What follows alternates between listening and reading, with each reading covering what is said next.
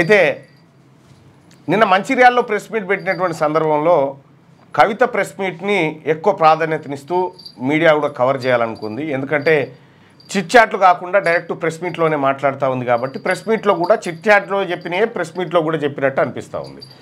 ఎట్టి పరిస్థితిలో కవిత వెనక్కి తగ్గేదే లేదనేటువంటి పరిస్థితిలో నిన్న మాటలు కనిపించినాయి. అటు కేసీఆర్ మాత్రం ఇప్పటి వరకు ఈ అంశం పైన కుయ్యకుమనలే. బిడ్డ ఆవేదన వ్యక్తం చేస్తూ ఉన్నా, కవిత అన్యాయం జరుగుతుంది, మా నాయన చుట్టూ దయ్యాలు మోపైనాయి అని చెప్పి చెప్తున్నప్పటికి కూడా ఇక్కడ పరిస్థితి మాత్రం కేసీఆర్ కుయ్యకుమంటలేడు, కైకుమంటలేడు, సప్పుడే చేస్తలేడు. మరి సొంత ఇంట్లో పుట్టినటువంటి కుంపటి ఇది రాష్ట్రం పంచాయతీ అయితే కాదు. ఇది రాష్ట్రము, ఈ రాష్ట్రంలో ఉన్నటువంటి పేద వర్గాలు లేకపోతే ఈ రాష్ట్రంలో ఉన్నటువంటి బడుగు బలహీన వర్గాలకు సంబంధించిన పంచాయతీ కాదు.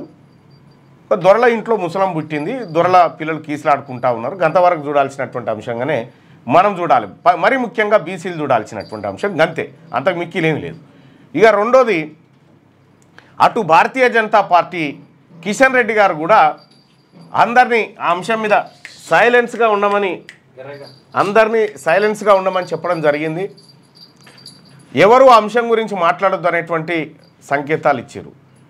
అటు బీఆర్ఎస్ పార్టీ కూడా కవిత ఎక్కడి పర్యటనకు పోయినా బీఆర్ఎస్ క్యాడర్ ఎవరు పోకూడదు, ఆమెను ఎవరు కలవకూడదు, ఆమె వెంట తిరగకూడదు అనేటువంటి మాట నిన్న ఏది ఇంటర్నల్గా తెలియజేసినట్టుగా తెలుస్తూ ఉంది. కవిత వెంట కారు గుర్తు లేదు, ఆ క్యాడర్ లేదు, ఖాళీ కవిత మాత్రమే ఉన్నారు. కవితకు సంబంధించినటువంటి కొద్ది గొప్పి మంది, ఓ 10-20 మంది ఆమెతో పాటు ఉన్నారు.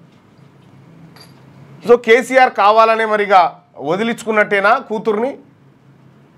రఘునందన్ రావు గారు చెప్పినట్టుగా జూన్ 2 తారీఖు నాడు కవిత కొత్త పార్టీ పెడతదా? నేను ఇప్పటికైతే పార్టీ లేదు, ఏం లేదు. ఇదే మాట హిందూ దినపత్రిక కూడా ఇవాళ రాసింది, ఫ్రంట్ పేజీలోనే ఉంది. నేను ఏ పార్టీ పెట్టట్లేదు, నేను బీఆర్ఎస్ పార్టీలోనే ఉంటా, మా నాయకుడు కేసీఆర్ అనేటువంటి మాట మరోసారి ఉద్బోధించింది ఆమె.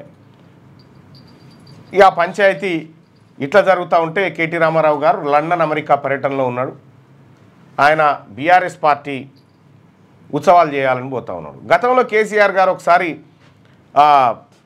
హైదరాబాద్ను డల్లాస్ చేస్తా అని చెప్పినటువంటి పరిస్థితుల్లో ఆ డల్లాస్ సంగతి ఏమో కానీ హైదరాబాద్లో ఉన్న జెండాను డల్లాస్కు తీసుకుపోయి ఆడ సంబరాలు చేసే పరిస్థితి కనిపిస్తూ ఉంది. సో మొత్తానికి ఓవరాల్గా బీఆర్ఎస్ పార్టీ సంక్షోభంలో ఉంది. భారతీయ జనతా పార్టీ కొంత బదనాం జరిగినప్పటికీ కవిత రూపంలో వాళ్ళు మౌనం వహిస్తూ ఉన్నారు కాబట్టి మరి వాళ్ళ నుంచి రియాక్షన్ వచ్చినప్పుడు, అధికారికంగా రియాక్షన్ వచ్చినప్పుడు దాని గురించి మాట్లాడుకుందాం. ఇక కాంగ్రెస్ పార్టీ సంగతి మీ అందరికీ తెలిసిందే. ముఖ్యమంత్రి రేవంత్ రెడ్డి గారు ఇప్పుడు జూన్ 2 తారీఖు నుంచి వరుసగా పథకాలు, ఏది రాజీవ్ యువ వికాసం పథకం కింద 1,00,000 మంది లబ్ధిదారులకు 1,00,000 చొప్పున జరిగే ఏవైతే యువ వికాసం పథకం కింద ఇద్దామనుకుంటారో వాటిని పంపిణీ చేయబోతున్నట్టుగా తెలుస్తూ ఉంది. ఆ తర్వాత ఇంకా కొన్ని అభివృద్ధి కార్యక్రమాలను చేపడుతున్నట్టుగా తెలుస్తూ ఉంది. ఉద్యోగ సంఘాలను సంతృప్తిపరిచే కార్యక్రమం, ఇందిరమ్మ ఇండ్ల పంపిణీ కార్యక్రమం, ఇవన్నిటిపైన తెలంగాణ రాష్ట్ర ప్రభుత్వం ఫోకస్ చేసింది. సో ఫోకస్ చేసిందని చెప్పడం కంటే త్వరలో లోకల్ బాడీ ఎన్నికలు రాబోతున్నాయని చెప్పుకోవడం సబబు. త్వరలో లోకల్ బాడీ ఎన్నికల కోసం పోబోతా ఉన్నది ప్రభుత్వం అనేది దీన్ని బట్టి అర్థమవుతున్నటువంటి కార్యక్రమం. ఎందుకంటే గతంలో సర్పంచ్లే కొన్ని పెండింగ్ బిల్లు ఉంటే కొన్నిటిని రిలీజ్ చేసిరు, ఇంకా చాలా వరకు పెండింగ్లో ఉన్నాయి.